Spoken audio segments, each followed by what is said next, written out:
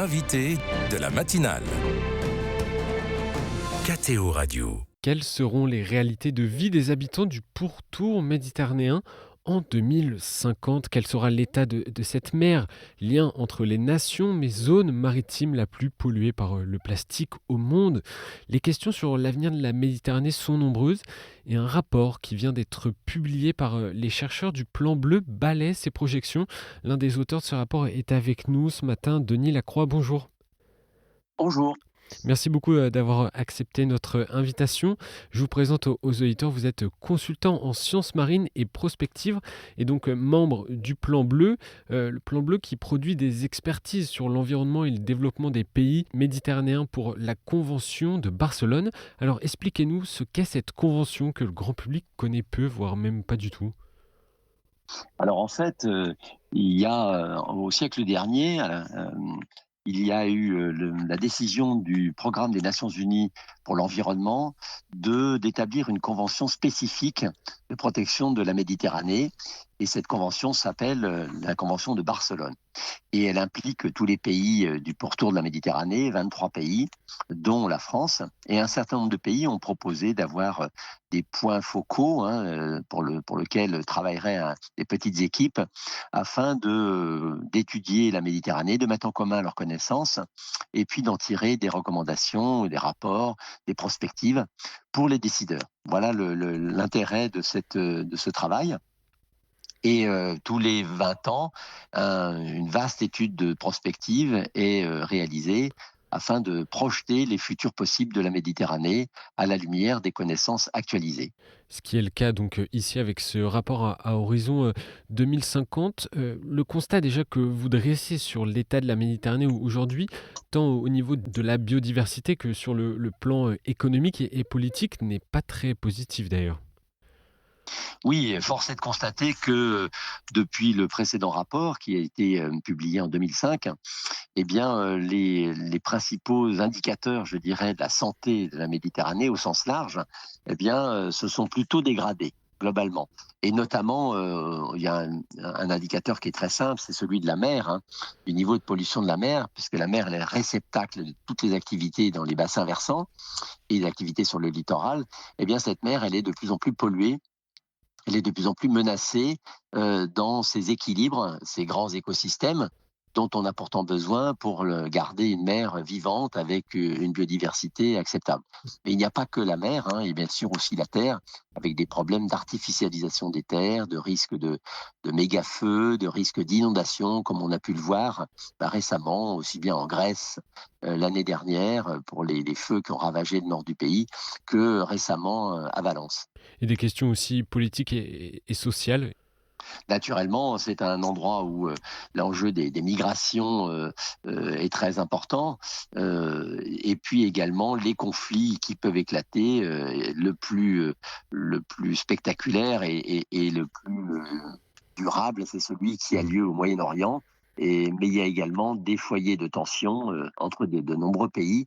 Et cette situation, on ne peut pas dire qu'elle se soit beaucoup améliorée. Elle s'est même aggravée, même en mer Noire, qui est un peu excentrée, mais où il y a un conflit majeur en cours également.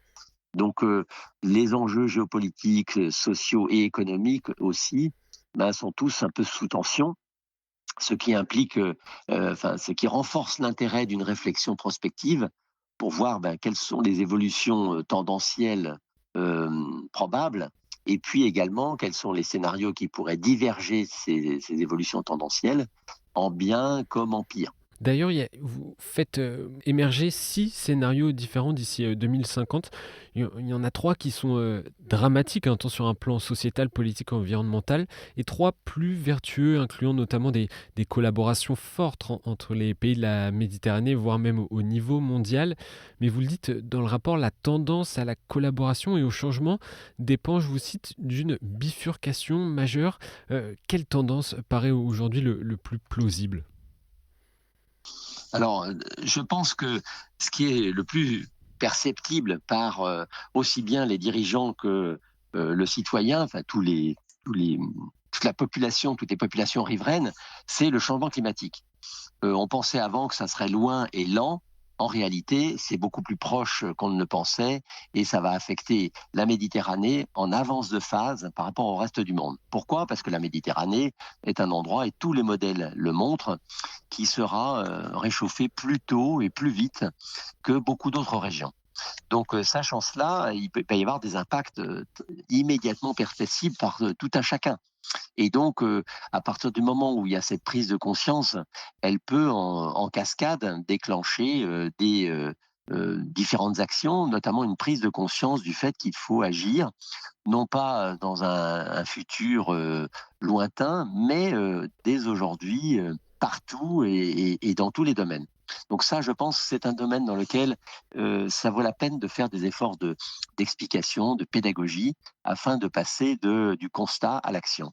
Mais est-ce que ces efforts vont être réellement faits par les acteurs de la Méditerranée? Alors, ça dépend des endroits et des pays. Je dirais de manière globale, on produit des textes qui sont très intéressants, notamment la stratégie méditerranéenne du développement durable, qui est un texte qui existe, hein, qui est mis à disposition des États. Après, c'est à chacun des États de le mettre en œuvre via les moyens mis à disposition pour mettre en œuvre réellement cette stratégie. Bien souvent, elle reste assez théorique.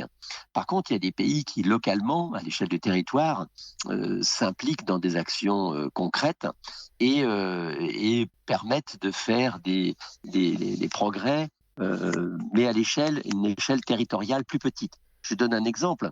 La montée du niveau de la mer est couplée avec la pénurie d'apport d'eau douce par les fleuves, entraîne une salinisation de nombreuses terres agricoles côtières.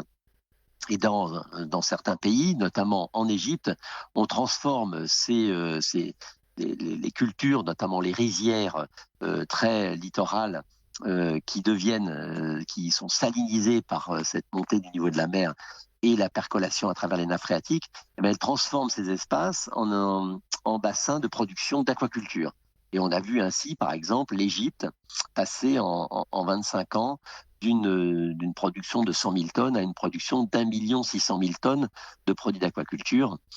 Donc, elle a transformé d'une menace, elle l'a transformé en opportunité. Donc, il n'y a pas que des catastrophes à annoncer, hein, heureusement. Il y a aussi des opportunités.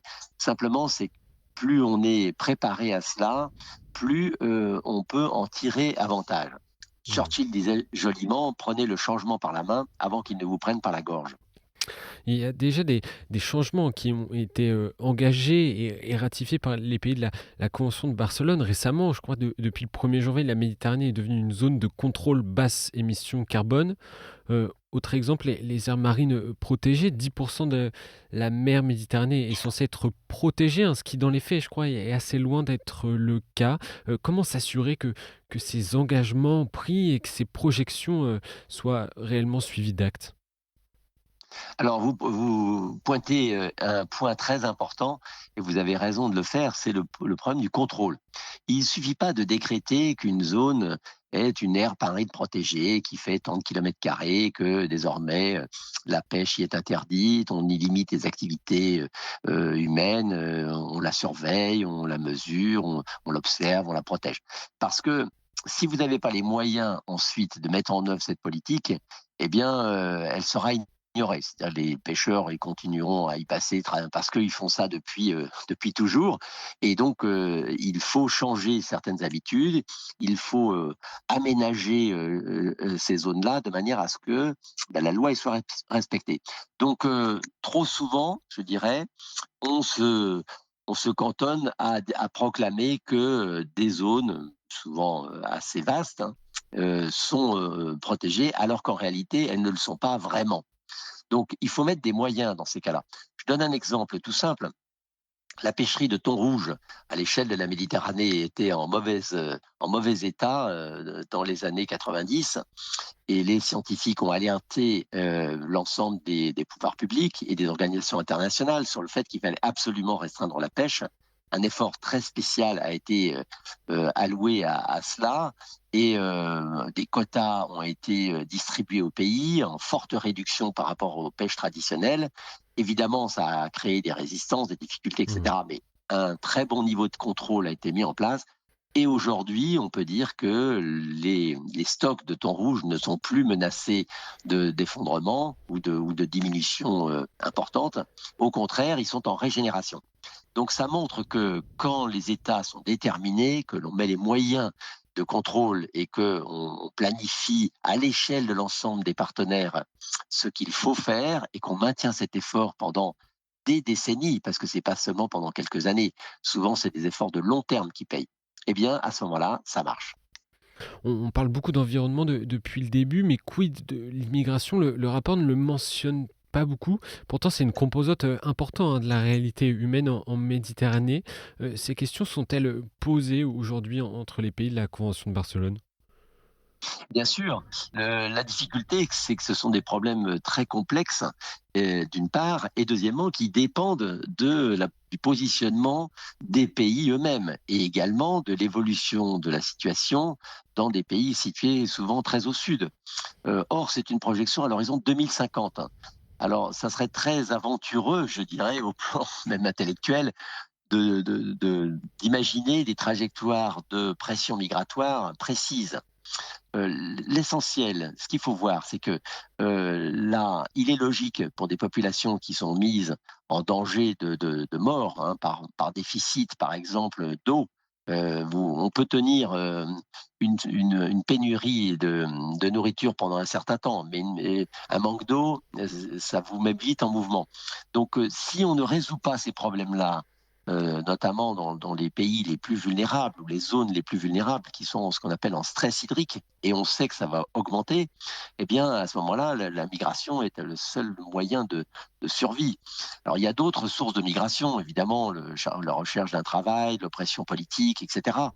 Cet ensemble de justifications fait que il est probable que les flux migratoires vont continuer à exister et très probablement à augmenter. La réponse pertinente globale dans ces cas-là, c'est de réduire les causes. C'est pas seulement de traiter le problème une fois qu'il s'est manifesté, c'est de revenir à l'origine et de faire cesser les causes qui justifient ces migrations. Ça veut dire travailler activement, hein, et de manière collective et de manière très coordonnée, euh, au nord comme au sud comme à l'est, de manière à ce que des conditions de vie décentes soient assurées au sud et que ces migrations perdent leur raison d'être. C'est pour ça qu'un des scénarios insiste sur l'intérêt d'envisager une coopération beaucoup plus massive qu'actuellement entre l'Europe et les pays du Sud et de l'Est de la Méditerranée, de manière à stabiliser la région autour d'une vision de long terme qui soit celle de conditions de vie assez favorables pour que les migrations perdent leur raison d'être. Évidemment, c'est un scénario parmi d'autres, hein. Ce n'est pas le scénario dominant pour l'instant. Pour consulter en tout cas les autres scénarios et voir le travail complet qui a été mis en place par les chercheurs du Plan Bleu, j'invite les éditeurs à aller faire un tour sur le site www.planbleu.org. C'est toujours intéressant d'avoir en tête ces perspectives, qu'elles soient positives comme négatives, et les positives existent, vous les avez mise en avant, Denis Lacroix. Merci beaucoup d'avoir été avec nous ce matin sur KTO Radio. Je rappelle que vous êtes l'un des auteurs du plan bleu Méditerranée à horizon 2050. Merci pour ce travail et bonne continuation. Merci beaucoup.